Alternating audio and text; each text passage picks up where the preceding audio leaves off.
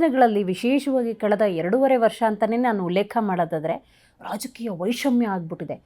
ರಾಜಶೇಖರ್ ಅನ್ನುವಂಥ ಕಾಂಗ್ರೆಸ್ ಕಾರ್ಯಕರ್ತನೇ ಆಗಿರ್ಬೋದು, ಆತನ ಹತ್ಯೆ ಮಾಡೋ ಮಟ್ಟಕ್ಕೆ ಹೋಗುತ್ತೆ ಅಂತ ಹೇಳಿದ್ರೆ ಸರ್, ಬೇಕಾ ಈ ರಾಜಕೀಯ? ನೋಡಿ, ಯಾವ ಮಟ್ಟಕ್ಕೆ ಇವತ್ತು ಹೋಗಿದೆ ಅಂತಂದರೆ, ಜೀವಗಳು ಹೋದರೂ ಸರಿ, ನಮ್ಮ ರಾಜಕೀಯ ಜೀವನಗಳು ಉಳಿದ್ರೆ ಸಾಕು ಅನ್ನೋ ಪರಿಸ್ಥಿತಿಗೆ ರಾಜಕಾರಣಿಗಳು ಬಂದುಬಿಟ್ಟಿದ್ದಾರೆ. ಇದೊಂದು ಕ್ಷುಲ್ಲಕ ವಿಷಯ. ಹೌದು, ಬಳ್ಳಾರಿಯಲ್ಲಿ ನಡೆದಿರೋದು ಕ್ಷುಲ್ಲಕ ವಿಷಯ. ಬ್ಯಾನರ್ ತಗೊಂಡೋಗಿ ಜನಾರ್ದನ್ ರೆಡ್ಡಿಯವರ ಪ್ರಾಪರ್ಟಿಯಲ್ಲಿ ಹಾಕಿದ್ರು. ಜನಾರ್ದನ್ ರೆಡ್ಡಿ ವಿರೋಧ ಮಾಡಲಿಲ್ಲ, ಆಯ್ತು, ಯಾಕಂದ್ರೆ ಅವ್ರು ನೋಡ್ಲಿಲ್ಲ, ಅವ್ರು ಇರ್ಲಿಲ್ಲ. ಅವ್ರು ಇದ್ದಿದ್ದು ಹೊರಗಡೆ, ಅವ್ರ ಕ್ಷೇತ್ರನೇ ಬೇರೆ ಕಡೆ, ಅವ್ರು ಗಂಗಾವತಿಯಲ್ಲಿ ಇದ್ದಿದ್ದು.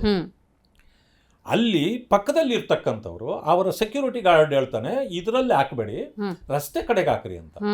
ಅಂದ್ರೆ ಬೇಕಂತಲೇ ಅವ್ರ ಪ್ರಾಪರ್ಟಿಯಲ್ಲಿ ಹಾಕಬೇಕು, ಅವರ ಕೀತ್ರ ಕೇಳಬೇಕು, ಜಗಳ ಪ್ರಾರಂಭ ಮಾಡಬೇಕು ಅನ್ನೋದೇ ಇವರ ಉದ್ದೇಶ ಆಗಿರ್ತದೆ. ಯಾಕೆಂತಂದ್ರೆ ಈ ಭರತ್ ರೆಡ್ಡಿ ಮತ್ತು ಇವರಿಗೆ ಬದ್ಧ ದ್ವೇಷಗಳು ಇರ್ತಕ್ಕಂಥದ್ದು ಸಹಜ.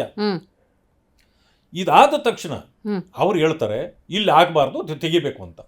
ಸಣ್ಣ ಪುಟ್ಟದಾಗಿ ಮಾತುಕತೆ ಆಗತ್ತೆ, ಪೊಲೀಸ್ ಸ್ಟೇಷನ್ಗೆ ಹೋಗ್ತಾರೆ, ಪೊಲೀಸಲ್ಲಿ ಕಂಪ್ಲೇಂಟ್ ಕೊಡ್ತಾರೆ, ಅದನ್ನು ತೆಗಿಸಿ ಪೊಲೀಸ್ನವರು ತೆಗೆದು ಆಚೆ ಹಾಕ್ಬಿಡ್ತಾರೆ, ಕಿತ್ತಾಕಿ ಆಚೆ ಹಾಕ್ಬಿಡ್ತಾರೆ. ಅಲ್ಲಿಗೆ ಮುಗಿದೋಯ್ತಲ್ಲ, ಮುಗೀತು. ಯಾರು ಹಾಕ್ಬೇಕಾದ್ರೆ ಭರತ್ ರೆಡ್ಡಿ ಕಡೆಯವರು, ಆ ಸತೀಶ್ ರೆಡ್ಡಿ ಇರ್ಬೋದು, ಯಾರೇ ಇರ್ಬೋದು, ಆಯ್ತಪ್ಪ ಬೇರೆ ಕಡೆಗೆ ಹಾಕಿದ್ರೆ ಮುಗ್ದೋಯ್ತದಲ್ಲ, ಹಾಕ್ಬೇಕಾಗಿತ್ತು. ಅಲ್ಲಿಗೆ ಎಂಡಪ್ ಆಗ್ತಿತ್ತು. ಬಂದು ಒಂದು ಚೇರ್ ತಂದು ಇವ್ರ ಪ್ರಾಪರ್ಟಿ ಹತ್ರ ಹಾಕೊಂಡು ಕೂತ್ಕೊಂಡು, ಇವ್ರು ಯಾರೂ ಇಲ್ಲ, ಯಾವನ್ ಇಲ್ಲಿ ಬರ್ತಾನೋ ಮುಗಿಸೇ ಬಿಡ್ತೀನಿ ಅಂತೇಳಿ ಗನ್ಮ್ಯಾನ್ಗಳನ್ನ ಜೊತೆಲಿ ಇಟ್ಕೊಂಡು, ಪ್ರೈವೇಟ್ ಗನ್ಮ್ಯಾನ್ಗಳನ್ನ, ಸೊ ನೀವು ಬಂದು ಹಾಕ್ರಿ ಅಂತೇಳಿ ಹಾಕ್ಸಿದ್ರಿ. ಇದರಿಂದ ಉದ್ರೇಕ ನೀವೇ ಮಾಡಿದ್ರಿ. ಜನ ಆ ಕಡೆಯವರು ಈ ಕಡೆಯವರು ಸೇರಿದ್ರು. ಶ್ರೀರಾಮುಲು ಬಂದು ನೋಡಪ್ಪ, ಯಾಕಿಂಥದ್ದೆಲ್ಲ ಮಾಡ್ತೀರಿ, ಸೈಡಲ್ಲಿ ಹಾಕ್ಕೊಳ್ರಿ, ನಿಮ್ಮ ಕೆಲಸ ನೀವು ಮಾಡ್ಕೊಳ್ಳಿ, ಯಾರ್ದು ವಿರೋಧ ಇಲ್ಲ. ನಿಜ.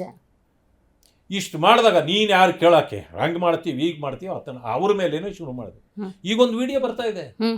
ಮೊದಲು ಅವನೇನಾದರೂ ಬಂದರೆ ಶ್ರೀರಾಮುಲು ನಾಕಿ ಮುಗಿಸ್ಬಿಡಿ, ಅದಾದಮೇಲೆ ರೆಡ್ಡಿ ಬರ್ತಾನೆ, ಅವನ್ನ ನಾಕಿ ಮುಗಿಸ್ಬಿಡ್ರಿ ಅಂತ ಮಾತಾಡಿದ್ದಾರೆ ಅಂತ ಈಗ ಒಂದು ವಿಡಿಯೋ ಬರ್ತಾ ಇದೆಯಂತೆ.